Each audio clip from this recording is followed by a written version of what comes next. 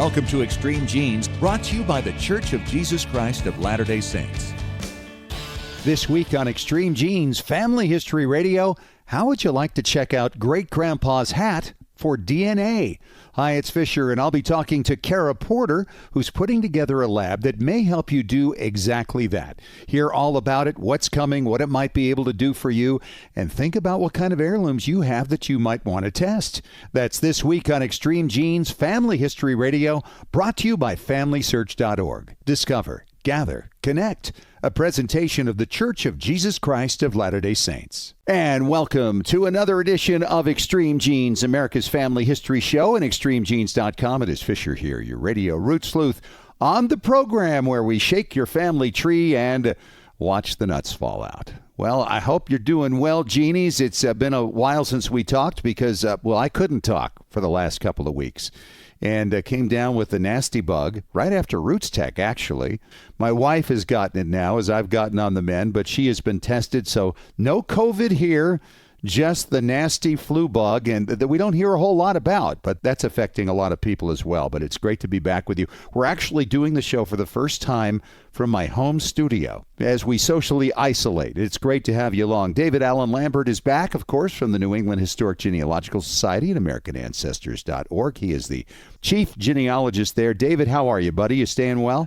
I'm doing well. I'm actually at home with my family and staying out of Beantown for a little while. Yeah. But I want to say, for the first time in history, Fish, we can actually help save the human race by laying in front of the television and doing nothing at all. Doing nothing at all. This is it. I mean, past generations have been asked to bear arms and go out and defend the country. All we're asked to do is just stay home and let our 401ks crash. But, that's a whole other story from there. So anyway, I've done a couple of things in isolation. First of all, as this was just first coming on, I actually broke open a line, and I've written about it on my blog on our weekly Genie newsletter. And then at the back end of it, I actually found some DNA matches that exposed another line of descent from one of my Revolutionary soldiers. So it's given me a little something to do there. Oh, and then there was the experience, Dave, of the 2020 census. Oh, yeah, that's pretty disturbing, isn't it? Oh, my gosh. There's less information on this than, say, comparatively with, say, I don't know, the 1850 census, which had more. It's strange. It's bizarre. But, I'm thinking 72 years from now, my grandkids and great-grandkids are not going to be anxiously awaiting the publication of this particular census. I mean, just get on it, get it done. You're required to do it, and we'll kind of go from there. By the way, I got to mention, I'm very excited because at Roots Tech, we haven't had much chance to talk about it because, I couldn't talk. But Kara Porter's going to be on the show today for 2 segments. And she is the one who is putting together a place to analyze our heirlooms for DNA. And we're talking about envelopes and hats and jewelry and all kinds of things. They're just getting started trying to figure out exactly, what the success rate might be for various items and how far back they can go. I recorded this, of course, before everything happened, and they were talking about opening on April 25th. That is obviously not going to happen as a public event in all likelihood, so keep that in mind. But we'll be getting to that coming up in just a little bit. I think it's going to be a fabulously fascinating thing, something we can all look forward to as time moves on, because obviously we just keep getting better and better with what we can analyze. Wouldn't that be something to have a hat from a great-grandfather analyzed for their DNA? My grandfather died 4 years before I was born. I have his glasses, and I'd love to be able to have a look at those. Well, exactly. And if you haven't put them on your own nose, it's likely to still have his DNA there.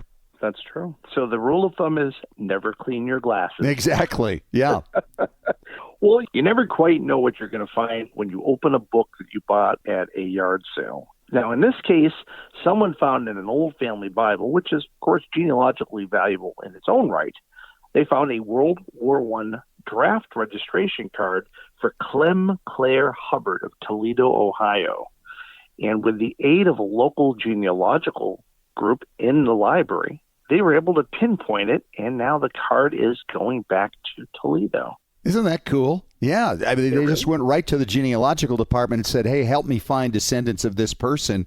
And they returned the draft card, and it's 100 years old. That is just so awesome, especially for the younger members of that family to have. Well, moving ahead with our stories, in my own home state of Massachusetts, we lost a 98-year-old Pearl Harbor survivor, Emery Arsenault, who was on a radar station located at Pearl Harbor. So another one of the boys from Pearl is no longer with us. Right, and a radar operator, no less, so he was one of the first to know something was coming in. That is very true. Well, one of the things that radar does is ground-penetrating radar, and out at Bloomfield Manor in Centerville, Maryland, they have used this to find graves. In fact, they found 11 of them, and this is for a family of Edward Bork. They could tell from a 1916 photograph that there was a little fence and some gravestones. Now the fence and the gravestones aren't there, but the graves still are, and ground-penetrating radar found them. Wow. And so they're hoping to take the home that's right there in front of it and restore it as an historic landmark. That's going to be really fun to see what happens with that once things get back to normal. Exactly. Hey, how many times have they misspelled Fisher? I mean, I'm sure they've added a C in there when they don't. Oh, I get that all the time. They want to make me a German and I'm a British man, Well, for genealogy, one of the tips I always say is misspell the name. And that's what one person did. And he was able to find that he had an Aunt Ruby that he didn't know about based upon looking for someone else. And then he found that he had an Aunt Ruby, but he also found that the family had a child named Ruby. He died back about 1908. They were only 5 years old. So sometimes misspelling a name can lead to finding other things. And he did this by finding a tree on Ancestry that listed this family member that he didn't know about. Isn't that fun? Always great to connect with people, even if it's with DNA or those shaky leaves occasionally. Absolutely. Like I was saying, Fish, I'm actually home for probably the near future. But American Ancestors and NEHS, we're still open in a way. Every Tuesday through Saturday from 3 to 4 p.m. Eastern Standard Time, if you go to American Ancestors, you can find a link for our chat service. You can go in, ask us a question. Maybe we can mull over together some suggestions for you to help you with your research, because there's a lot of free genealogical time on your hands. Exactly. David, thanks for the chat. We're going to talk to you later with Ask Us Anything. And there's just so much still to talk to you about from Roots Tech in Salt Lake City, Utah, at the very end of February. And I think perhaps the booth that really intrigued me the most was the one from Keepsake DNA. And I don't even know where to begin with this, but that's why I had to get Kara Porter on the line. She is one of the people behind it, working with the Utah Cold Case Coalition for law enforcement help, but they're also making some space in this new DNA lab to help family history researchers. Hi, Kara. How are you? Welcome to the show. Hi, Scott. Hey, thanks for having me. This is unbelievable to me, and obviously there is still a lot to be proven. And let's just start, first of all, talking about your background. You're an attorney, and yet you're making all this spare time to work with DNA, in large part for the Utah Cold Case Coalition. Well, that's how it started. The lab originally was being created just for forensic type things. But then, frankly, I have a passion for the genealogy part of this. I mean, I've been doing genealogy for 45 years, and even to the point of having my mother's biological father exhumed. Oh, wow.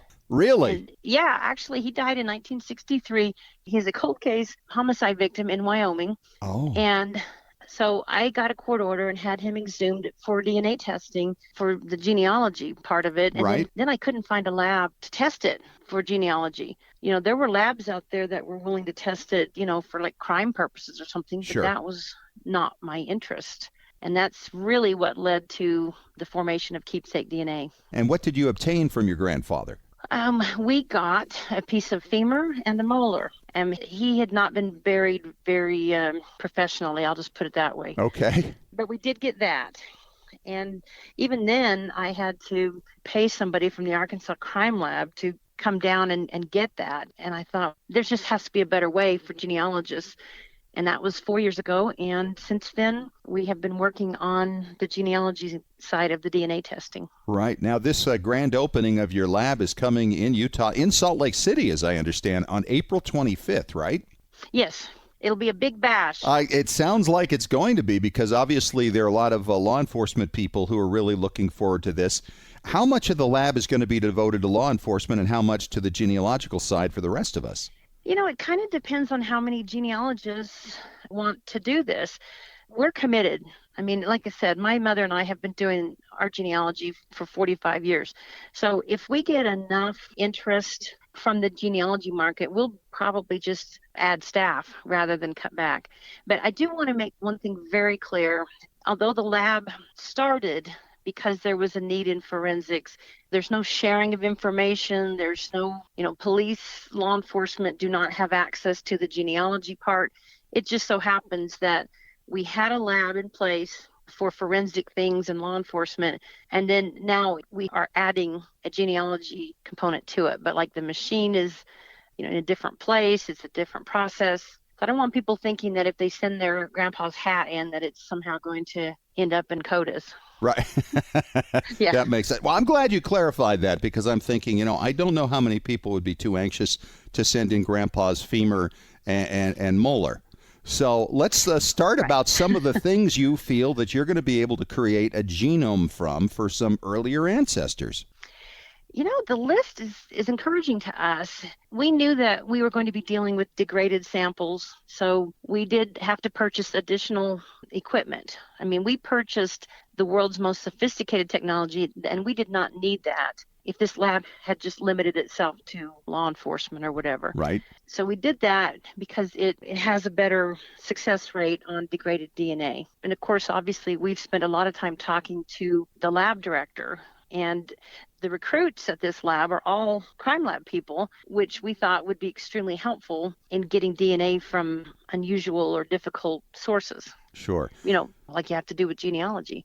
Well, in the last few years, we've heard a lot of talk from different companies about getting DNA from envelopes and flaps. And some have worked well and some not so well. But you've got kind of an upgraded system with this that gives us a lot of hope, doesn't it? Yeah, we do. A year ago, I wouldn't have even tried this. At least in our perception, the technology was not there yet. And then all of a sudden, this technology became certified, became available. There is a new panel that's going to be coming out that is tied specifically to GEDmatch's parameters. Oh, wow. I mean, which will make it extremely sensitive in a good way. Mm-hmm.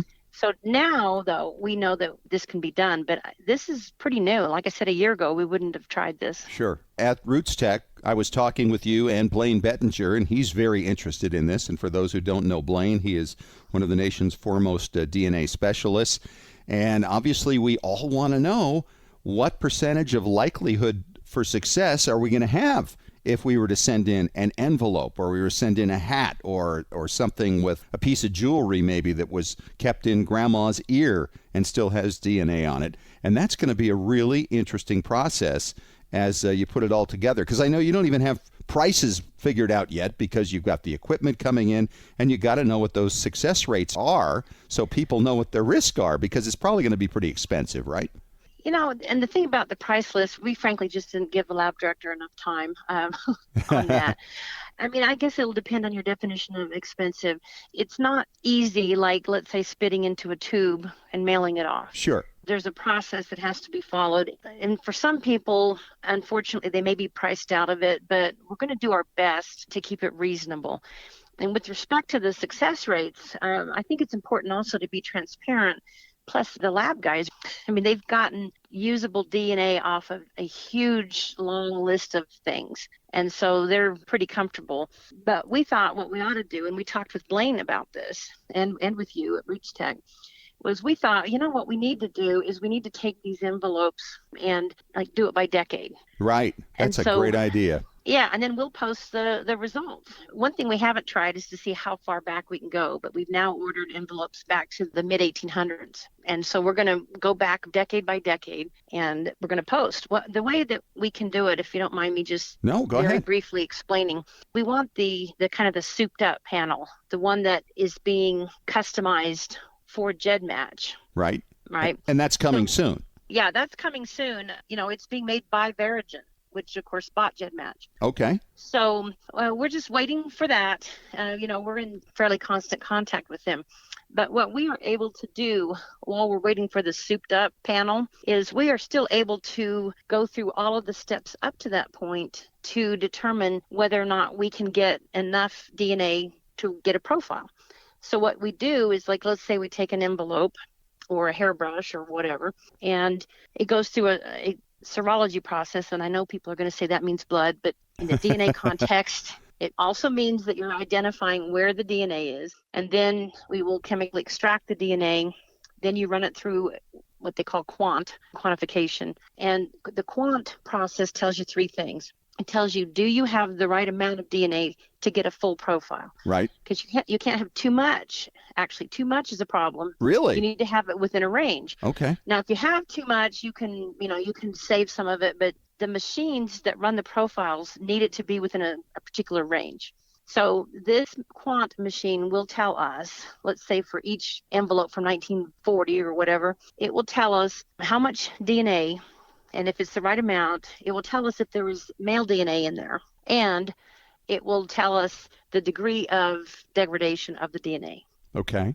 And if it's degraded, can you do anything with it? Yeah, you still can. But if it says it's really degraded, then we might have a problem. But if it's just slightly degraded or somewhat degraded, then we should still be okay. Okay. So this first step then is basically to figure out whether you can get enough DNA to create the profile. And then when you get this new WowWee panel in, you'll be able to run it and actually create the profile. Yeah. I mean, we could create a profile now, but it would not be the customized panel that works for GEDmatch. Okay. So there's really not a lot of point to it because our guys can tell from the quant process if they will be able to get a profile from it. Right. And they're basically trying to show you, because they're pretty confident, and you want to see it, obviously, because you're the one putting yourself out there to make sure that this thing is successful enough to justify getting people to share their precious items. Exactly. I mean, they are pretty confident, almost to the point of arrogance about this. And I was like, okay, I know that, but I want to see it, and more important, I want to put the figures on there. Sure. And so, we've bought a bunch of envelopes because that's been a very popular How'd you request. do it? You know what? We just bought them off of eBay. Nice. Were they in big bunches? Yeah, different lots, different mass numbers of envelopes. Okay. Because we wanted to make this a fair sample, and things that affect DNA include like how they've been stored. So we wanted to make sure we didn't have all of them from somebody that preserved them perfectly. And we wanted to make sure we had them from different parts of the country. Sure. Yeah. Different families. I mean, I think you probably know this, but some people, it's called shedding. Some people are shedders and some aren't. I mean, have you ever read the study about they had a water bottle and it was clean and everything, and then they had one person grasp the water bottle for 30 seconds and then hand it to a second person who held on to the water bottle for 30 seconds, and then they handed it to a third person who held the water bottle for 30 seconds. And they did that using a lot of different people, and in some cases the DNA of all three would show up. And there were some where the DNA of the second person didn't, but the DNA of the first and third persons did. Interesting. I know you need stuff. What can our listeners help you get? And what should they expect and what should they not expect? Yeah, and what we're doing right now, and if I can just clarify one thing, our lab director has been on board since last October, getting all of the equipment lined up and all of those things. The April date is the date that we're open to the public. April 25th. Right. I mean, the lab has been running samples, for a long time. It's just that now we're going to make it available to the public on DNA Day, April 25th. But what we're going to do in the meantime, because we want people to have some transparency and there's no guarantees, we're going to actually test certain numbers of items, like for each decade of envelopes, for example. And of course, we've got plenty of envelopes to go around on that. We're going to test just randomly provided, like hairbrushes, locks of hair, since those don't have roots. Right. So can you do that without roots? It's always been, you got to have the root. It is. Now, it is harder. And that is the one thing that we're still checking on. It can be done. We're just wanting to make sure that it can be done in a way that is not cost prohibitive. Because that may require the use of some additional equipment. I see. That's one reason why we didn't have the complete price list yet, just because there's different machines. But we're going to test X number of, baseball caps. And so what we're in the process now is trying to get enough of each of the subjects so that we can post it on the website and tell people and say, we tested 12 baseball caps or whatever, and here's what the results were. Right. We tested 12 envelopes from 1880s. and here's what the results were. Okay, that'll be fascinating. So what all do you want? You don't need the envelopes because you've gotten most of those in big batches off of eBay, and you're trying to get a variety of things as we spoke about in the first segment. What can people help you with, and what would they get out of it? Well, aside from helping mankind, no, just kidding. What we need help with are things that are a little bit harder to come by locally. The number one most difficult thing to come by is human bone for obvious reasons. Sure. But, I mean, I'll just come right out and say it, okay? It's maybe a little bit ghastly, but like if you have cremated remains in an urn, there is often bone left in those ashes. And we need to test those. Mm-hmm. And that's hard to come by, like, again, obviously. Sure. And so if somebody can provide for us a piece of human bone and we can confirm where it came from, then once we get the souped up panel, the one that is specific, we would actually run that profile. You'd run the profile just to see that it matches up. Yeah, we would run the whole process on the human bone as long as we're satisfied that it's human, which we can tell from the DNA testing, and as long as we're satisfied where it came from. We don't want anybody going and digging in a graveyard. Now, there's no reason that you would. No. So you need that. But what other things could you use to help test the effectiveness of this process? Well, like, for example, jewelry that hasn't been handled, like, for example, a ring where the inside of the ring has remained untouched. You know, like maybe it's only been handled on the outside. Mm-hmm. And that would not be destroyed by any kind of testing. Sure. So we need things like that, or an earring that has a post, you know, like for pierced ears. Right. If that hasn't been worn. We're hoping to get enough hats locally, but we want two different kinds of hats. We want baseball caps, and we want, you know, like cowboy hats or whatever, like my grandpa used to wear. Okay.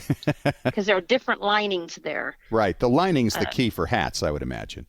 It is. That's typically your best source. Okay. So we need those kinds of things. We need, I got to tell you, hearing aids. Oh, wow. Is something that is very helpful. Dentures, and we were sort of pleasantly surprised at how many people actually have that for their parents or whatever. What about toothbrushes? Toothbrushes, I mean, what we'd really like is something that isn't just brand new, though. We would like something that is kind of older. Mm-hmm. How old? Well, I mean, the older the better, frankly. Sure. Yeah. But, you know, because what we're dealing with genealogy DNA is degraded or older samples. Right. So it wouldn't really help to have somebody go buy a toothbrush and then use it and then send it to us. That wouldn't be as helpful. Well, and we're not going to have anybody send anything to you without checking in first, right? True. That's true. This is how I'm foreseeing it here. We're trying to see what we can get locally just to have enough numbers so that we can say we've run X number of samples. There's going to be some things that fill up pretty fast. If somebody has something out there that seems like it would fit in what we're talking about, the reading glasses, the eyeglasses, if you haven't handled the part that rests on the bridge of the nose. Right. And maybe because it doesn't fit you, you wouldn't even try, right? You'd break them. Well, yeah, or sure. Well, also prescription glasses. Most people don't wear each other's prescription glasses, at least not extensively. So if somebody were to email us, it's betty@keepsakedna.com and tell us what they had. Here's what they would get if we wrote back and said, oh, yeah, please get us that. Sure. We would go through the first process, the process of identifying, extracting, and measuring the amount of DNA. Okay. That's the first phase anyway. So that part would be on us. And normally that is a cost that we have to charge because it's chemicals and staff and all that. Sure, of course. And so basically we would then be able to say, we have enough to run a profile. So what do you want next? You know, that kind of thing. Sure. So that would save people the cost of the first part. Plus they would know if we think we can get a good sample. Yeah, that's right. It kind of removes some of the risk, doesn't it? It really does. There's some of these things are going to be hard to get, but we're really hoping for them. We had a lot of people with very interesting items. So even if you haven't heard us describe what you guys have, I'm talking to your listeners. Right. You think, well, I don't know. Is this too weird? Please email us. I have a bloody couch cushion that a murder victim's mother brought in just to say, I didn't know if you'd ever need to do anything with this. Well, now I'm going to have that tested. Wow. That's incredible. Well, and this is, of course, part of your love for law enforcement. And once again, we need to reinforce what you send in and do with this genealogical side of this lab has nothing to do with law enforcement. That's a completely separate branch of this lab, and it's really important that people understand that going forward. So once again, the email to reach out to Keepsake DNA is betty@keepsakedna.com. And just describe what you've got, and if it's something they're going to be interested in, they will let you know. They'll let you know how to get it there. They'll, again, review what you get, what you don't get.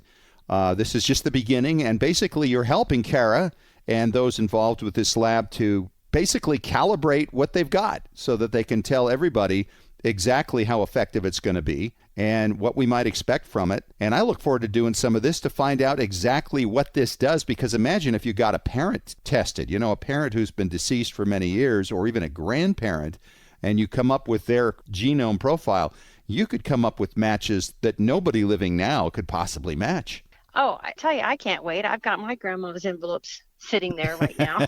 Ready to Ready go. to go. Yeah. I do just want to mention one thing about the fact that this lab has clients who are law enforcement. At this point, I don't think you could sustain a lab just on the genealogy. That's right. If it turns out that we can, then it will become a separate lab. And instead of hiring them to do this or whatever, it would just be a separate lab. But you wouldn't be able to do this unless the lab had other clients. Do you know what I mean? Absolutely. She's Kara Porter. She's one of the people behind Keepsake DNA. They were featured at Roots Tech, and the countdown is on till April 25th when you have your grand opening in Salt Lake City, Utah for the public. That's going to be great fun. Yeah, I hope to see you there. Kara, thanks so much for coming on, and we will be talking a lot, I think, through the coming year. Oh, yeah, for sure. And it is time once again for Ask Us Anything with David Allen Lambert. He is the chief genealogist of the New England Historic Genealogical Society and AmericanAncestors.org. And David, our question today comes from Ginny in Pawcatuck, Connecticut. She says, okay, guys, what have you got to keep us busy for the next several months? I think she's thinking straight. What do you have, David? One of the projects that you might look at in your hometown, especially in New England, and Connecticut, being from Pawcatuck, there were probably people that were in an almshouse. These are people that really don't have stories. And I've taken it upon myself in my hometown in Massachusetts to research them. A lot of them don't have marked graves, but they may have a record. Maybe money was supplied for their care, or there was, food or clothing given to them. But actually, in a lot of places, you'll find pauper rolls where the states are actually supplying money to the towns for care. So say, for instance, you and your wife, Fish, had taken in an elderly person who lost her husband and she had no way to care for herself. Whatever supplies or nursing or doctoring or food or board, room and board that you gave her, you could then make a letter to your town selectman. The town selectman at the end of the year or at the end of the quarter would contact the state, and they would make a request for money for, quote, state paupers. Now, obviously, you had to fit a criteria to be a pauper, and of course, that's going to be different in every state in different eras, but it is one way of kind of giving back to your community. I mean, and as a genealogist, if we take our skills and adopt a community project, obviously not going out to the cemeteries and copying gravestones or going to the public library and doing things that we can use with the resources we already have. May it be an online database, or maybe it's something that you've not even thought of and you want to let us know and we can pass it along to somebody else. Exactly. There's going to be a lot of time now on our hands because who knows how long this thing's going to happen. But it's going to be very interesting to see how much we can actually accomplish over the next several months. I mean, you might be able to do work that would have otherwise taken you years to do, and hopefully we can all make it fulfilling for one another. One of the other things, Fish, is that there are so many indexing opportunities, and the HGS and American Ancestors has volunteer requests to index things, as well as Family Search has lots of projects that can keep you busy. Yeah, that's a really good point. And if you haven't ever done it, it's really easy to do. And they've got instructions for it right on the website, familysearch.org, and at AmericanAncestors.org. And, it just helps so many other people. And sometimes you can do projects from towns that you have lots of people in, and you can find interesting stuff there. Mm-hmm. I did that for a New Hampshire census early on with Family Search, and I got to pick the county and the part of the state that I wanted to do, and I did it. Wow. The other thing that you might consider doing is social media, of course, works for social distancing.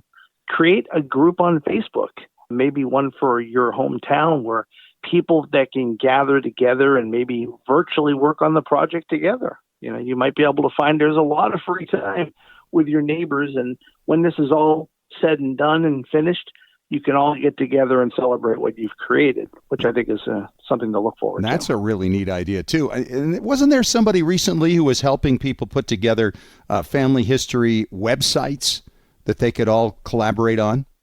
That's true. There's one called Name and Place. It's based in England, and they're having an American component to it. So nameandplace.co.uk. You can adopt a community, and there is a bit of a fee, but it's not very much. And hey, think of all those McDonald's meals you can't pay for anymore because you can't go to McDonald's. You can go and do some family history with it. We got an email here, of course, David, from Jack Milford. He's in Charleston, South Carolina. He says, Fish and Dave, I was planning this spring to go up to New Hampshire to investigate more about my ancestors' land. He originally bought 600 acres, but by the time he died in his 80s, it was down to like 60 acres. How do I find out more since I can't go traveling anytime soon?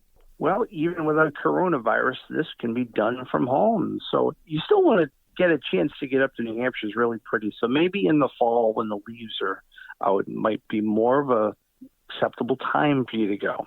However, between now and then, you go to familysearch.org, and if you go to the catalog search, you can put in the county in New Hampshire that you're looking for. Now, they're going to have all sorts of things, probates, they're going to have court records, but in this case, you want land records. And now, the one thing about the land records, because they're so large, there's really not a lot of collections that are already indexed. So you're going to have to browse through the images. And if you don't have an account on familysearch.org, it's very easy to sign up and get one for free.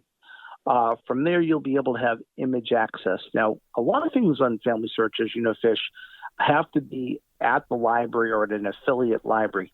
Not so much with deeds. Right. Deeds seem across the board. I don't know if you've noticed it. You can get them without having to be at an affiliate. So I can check my own county's deeds right from home. So you're going to go through the grantor indexes, and that's going to tell you when your ancestors sold land, and grantee when they purchased land. The other thing that's out there, you can actually look at the deeds itself, download them, print them off. You could probably figure out how that large amount of land got chiseled down to the amount that was there when he died. There are other things, newspapers. Newspapers have land sales. They have sheriff sales when someone loses their land because of debt. There are things on there that may even surprise you. Maybe your ancestor's barn burnt down. So you can find stories you may have never even thought were possible by searching on your ancestor plus the community that he was living at. The other thing in New England are poll tax. You had to pay a tax based on your property holdings. And on the poll tax, a lot of these lists are actually published. Now, with archive.org, a lot of different places across the country are putting their old town reports, their poll tax books up online. And who knows, maybe the local historical society has a website or even a Facebook group that you can reach out for somebody who can do a random act of genealogical kindness on your behalf while you're stuck at home and they are too. Boy, that's really great advice. That's good stuff. And by the way, most of the stuff at Family Search that requires you to be at a library is from overseas. And that's because of, the protection that they want for their people over there and privacy, that type of thing. Apparently, they just like to know who's looking at these records, and that's why you have to have an actual login now for Family Search, which wasn't the case in the past. But, hey, great question. Thank you very much to Jack. And David, thank you for the answer. I think it sounds great. And, of course, if you have a question for Ask Us Anything, you can email us anytime at the very strange email address of askusanything@extremegenes.com. David, stay well, and we will talk to you again next week. Thanks for joining us. You too, and all of you out there. Hey, that is a wrap on this week's show. Thanks so much for joining us, and thanks so much to everybody who's been reaching out to me and checking in on me during my recent illness. Yeah, it's been a little bit of a struggle, but not COVID. And that's the most important thing right there. But in the weeks and months ahead, we're going to hopefully come up with lots of stories to inspire you, to inform you, to help you in your genealogical journey as we continue through this crazy period. I mean, who's writing the script for all this? Talk to you next week. And remember, as far as everyone knows, we're a nice, normal family. This has been Extreme Genes. Share your family story by going to familysearch.org.